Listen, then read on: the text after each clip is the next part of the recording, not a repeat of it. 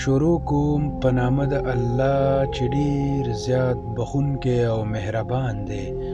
ډیر لوی او لوړ دی هغه ذات چې په لاس کې د ټولو کائناتو واک دی او هغه په هر شي باندې قادر دی.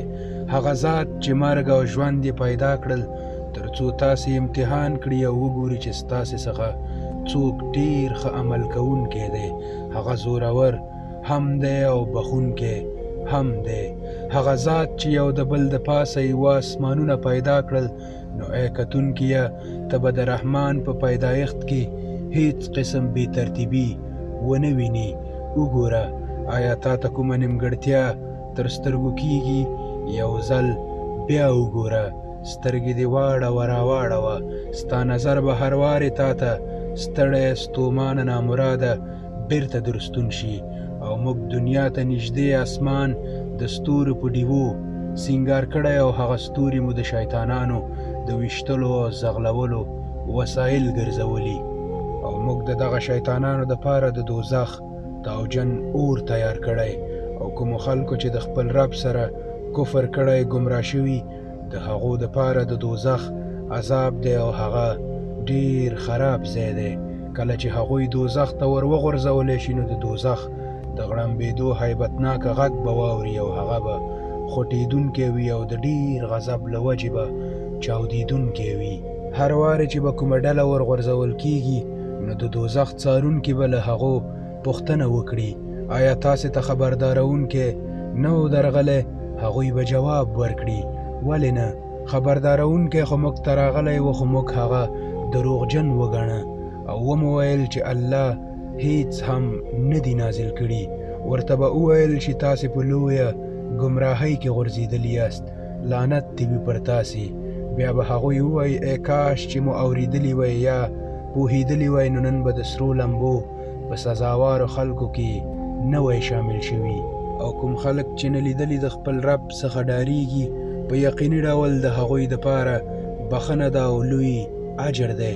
تاسې که پټې خبرې کوئ یا په لوړ آواز د الله دپاره یکسان دي.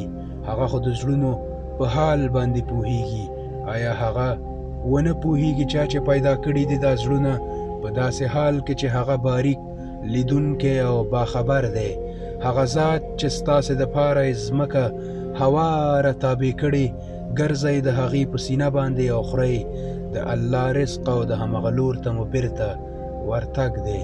آیا تاسې سره دا یره نشته هغه ذات چې په اسمانونو کې دی هغه به تاسې په ځمکه کې ښخ کړي او بیا به دغه ځمکه په ناڅاپي ډول ولرزیږي؟ آیا تاسې سره دا یره نشته هغه ذات چې په اسمانونو کې دی هغه به په تاسې کاڼي ورونکي هوا راولیږي او بیا به تاسې ته معلومه شي چې زما خبرداری څنګه و؟ له دوی نه مخکې تیرو شوو خلکو دروغجن ګڼلي دي خپل پیغمبران، نو وګورئ چې زما نیوکه څنګه سخته وه. آیا دغه خلک د ځان د پاسه الوتونکي مرغان وزرې غوړونکي ټولونکي نه ویني؟ د رحمان نه پرته بل هیڅ څوک نشته چې هغوی په هوا کې ټینګ کړي وي. هغه په هر شي نظر لرونکی دی. وښایاست چې تاسې سره څه راز لښکر دی چې د رحمان په مقابل کې له تاسې سره مرسته وکړی شي. حقیقت دا دی چې دغه کافران غولیدلی دي.